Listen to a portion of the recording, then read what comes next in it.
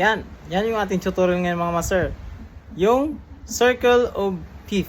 Pero bago ang lahat, magbibigay muna ako ng disclaimer. Di pa ako professional na gitarista. Nagtuturo lang po ako base sa alam ko at sarili kong research, experience. Nasa sa inyo na to kung susundin nyo o hindi yung mga tinuturo ko. Let's go! Yun, last time mga master, meron tayong tutorial about dito sa ating topic ngayon mga master, dito sa circle of fifth. So, tinakil ko dyan mga master yung paano nakuha yung fifth at yung fourth niya.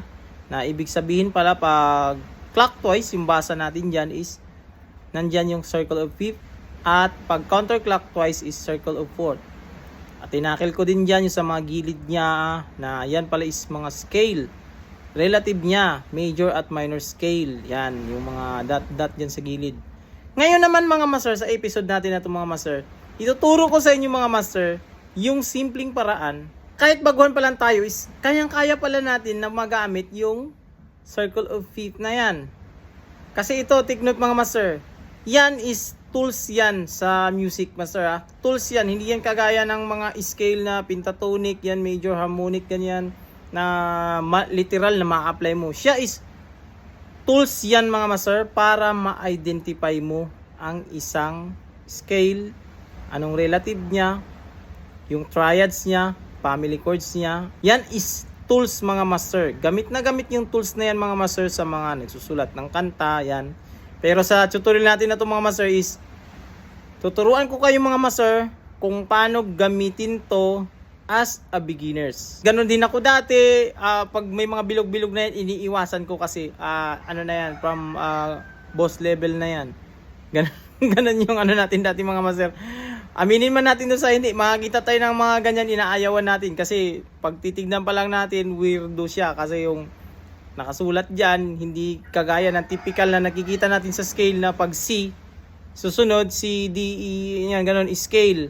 Yan kasi C, tapos bakit may G sunod, then D, bakit? Meron po yan siyang rason kung bakit ganyan yung pagkakasunod niya mga master. Kaya sana napanood nyo yung video natin about doon sa ating introduction dyan sa circle of fifth. Yan. So ngayon mga master, ituturo ko na sa inyo mga master yung mga essential na bagay na mapapakinabangan natin gamit yung tools na to mga master as beginners. Let's go!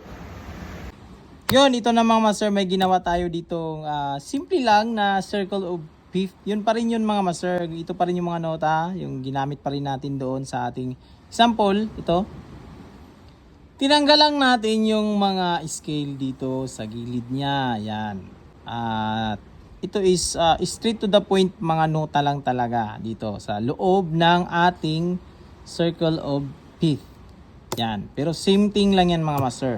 Kung napapansin nyo mga master, may binukod ako dito na A sharp at B flat. Yan. Same lang yan sila. Isang tone lang yan sila.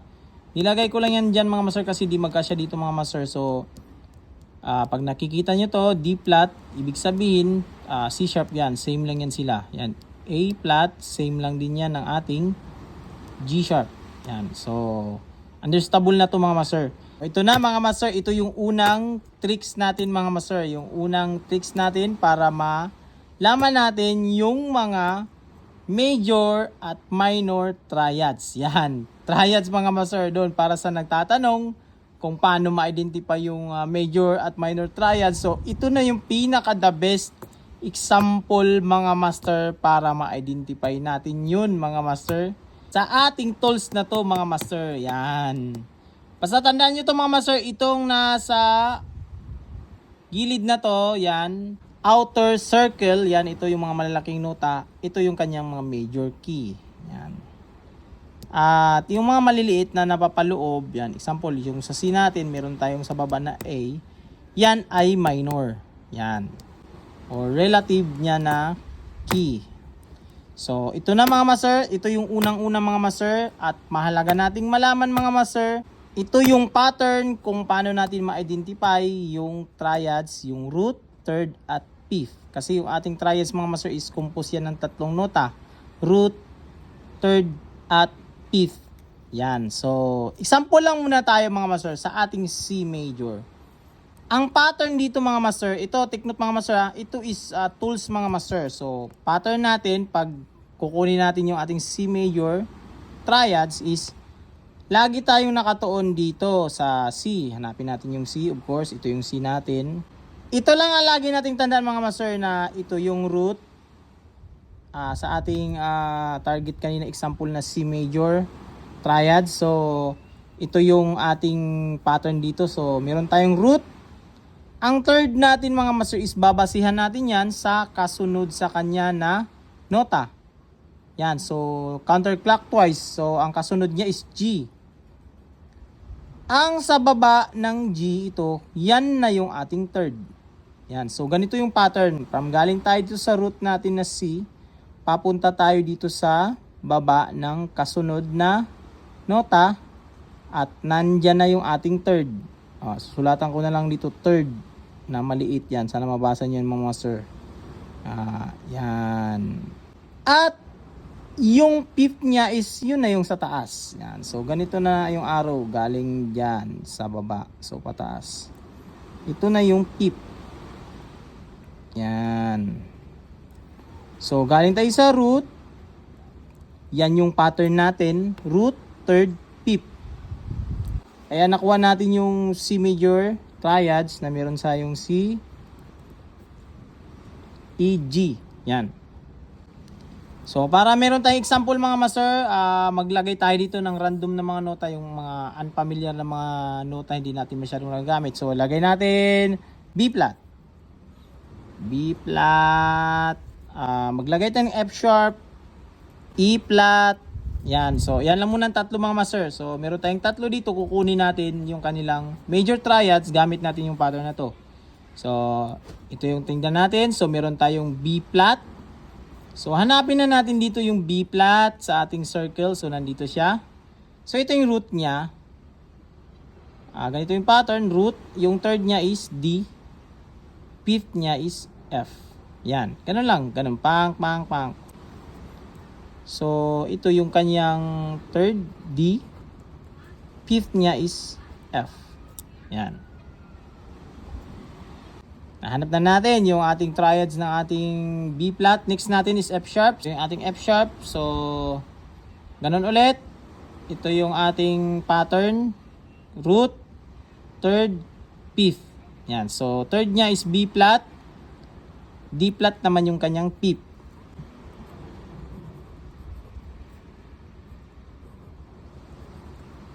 At meron tayong E flat. So, ganun ulit yung pattern E flat. So, E flat. Yung third niya is G. Fifth niya is B flat.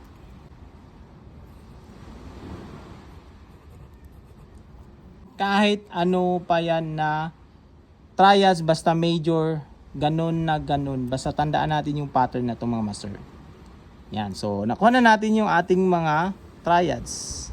At ngayon, paano naman pag minor triads? Yan. So, maghanap ulit tayo ng familiar dito mga master. So, dito natin gawin sa B minor. Yan.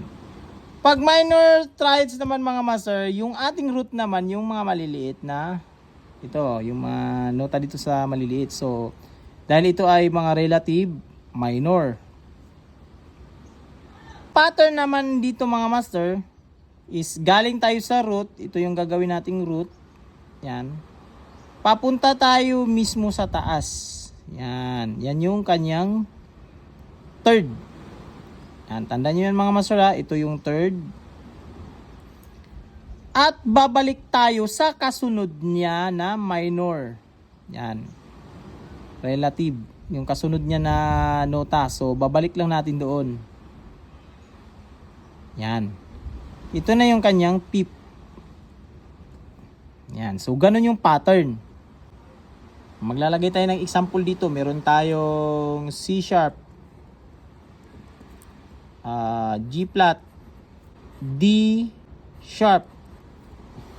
Yan. So, ito yung example natin sa ating minor triads. So, C sharp. Napin lang natin dito yung C sharp natin. So, ito yung C sharp natin. So, ito yung root. Pupunta tayo sa taas. Ito yung kanyang third. Yung fifth niya yung kasunod. So, yung ating C sharp minor triads is meron tayong third na E. At yung kanyang fifth is G sharp.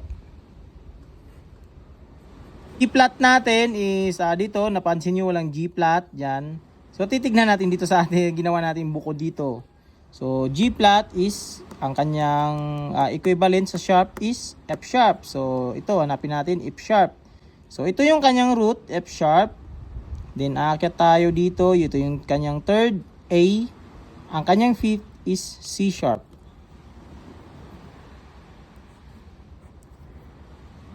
C sharp or D flat. Yan, D flat na lang ilagay natin. Yan. D sharp naman tayo. So ito yung D sharp. Yung kanyang third is F sharp.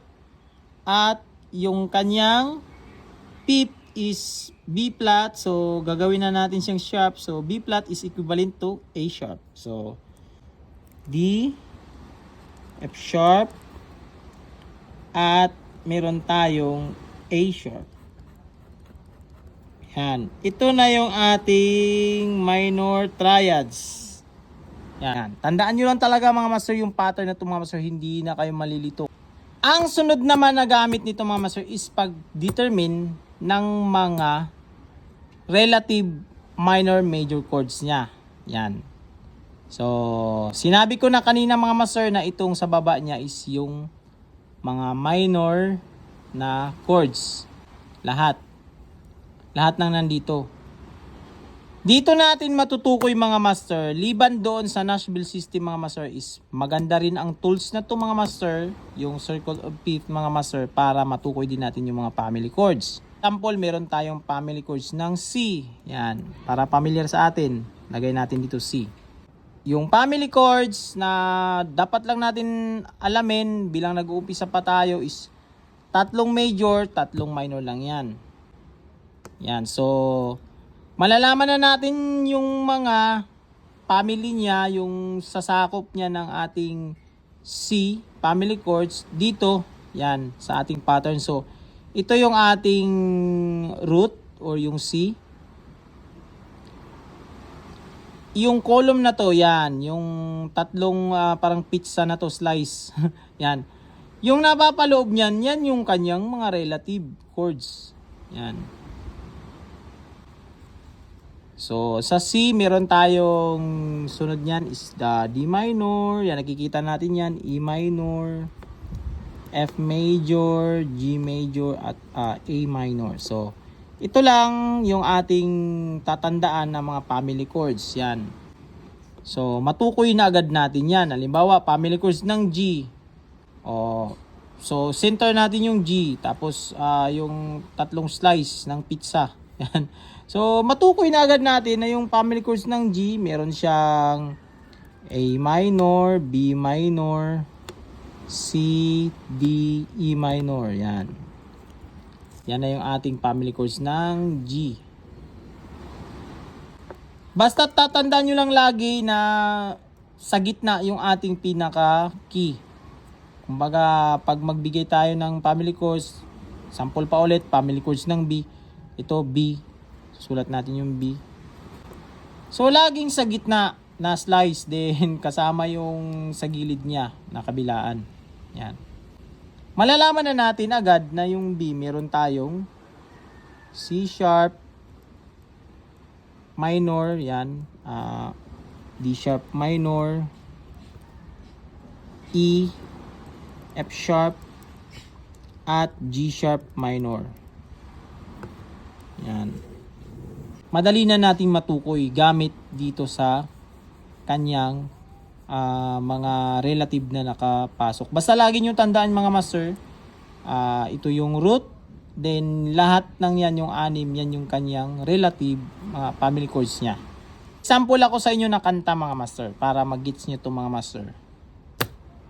Example, yung kantang 10,000 Reason, di ba? Yung nag-start siya ng C. Bless the Lord, oh my soul, worship His holy name. Yan. Nag-start sa C. Tapos nakikita natin si G, si D, E minor, yan. So matutukoy na agad natin siya, nasa family chords siya ng G. Yan, dahil nandun siya sa box. Kumbaga nandun siya sa mga slice, ng tatlong slice ng pizza. Nandoon yung mga key na yun. or yung mga chords na yon. Tingnan agad natin itong C dito sa taas. Kasi siyempre siya yung ating center key. Makita natin sa gilid na yung D is nandito sa baba, minor naman siya. So, hindi siya yung ating center key kasi minor siya eh. Dapat major. So, maghanap tayo ng saktong-sakto o fit talaga na nandoon lahat yung ating mga chords. Hanap tayo ulit. So, pag iusod natin siya, gawin natin center key yung ating G. So, dito na siya sa gilid yung ating C. Pag titignan natin, pag i-center key natin yung G, nandoon yung D, yung ating E minor, nandoon din ating C. So, malalaman din natin, matutukoy natin na yun pala. Yung center key pala or pinaka key pala ng 10,000 Reasons is G. Yan, nagets niyo mga master? G, saklaw siya ng G. Major. Yan. It's the Lord of my soul, oh my soul, worship His holy name. Saklaw siya. Ang kanyang center key is nasa G. Yan. Worship His holy name. Yan. At magagamit na natin yung ating scale na G major scale.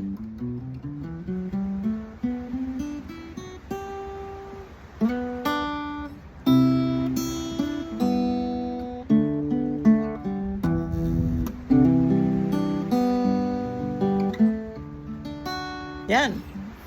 Makakagawa tayo ng melody kasi kung sa C natin yun kunin, hindi natin yun makukuha yung melody niya ng ating 10,000 Reasons. So, ganun lang mga master. Ganun lang pag mag-identify mga master. Basta titignan nyo lang yung mga relative niya na minor at siyempre yung kanyang center key na major. At doon din sa ating pag-identify ng mga triads mga master, yun lang gagawin natin mga master. Napaka-basic lang mga master. So, aminado tayo dati mga master na napakahirap nitong circle of fifth. As beginners, iniiwasan natin. Pero pag mapanood mo itong video na ito mga master, naman mo na napaka useful nitong tools na ito mga master. Sunod na topic natin na ito mga master is tutukuyin natin yung kanyang mga relative scale, minor, major scale mga master. So hanggang dito lang muna sa video natin na ito mga master. Sana nagkaroon kayo ng idea na ito mga master sa ating topic about dito sa ating circle of fifth. So hanggang dito lang mga master. This is Mark Music. God bless you all. Peace out.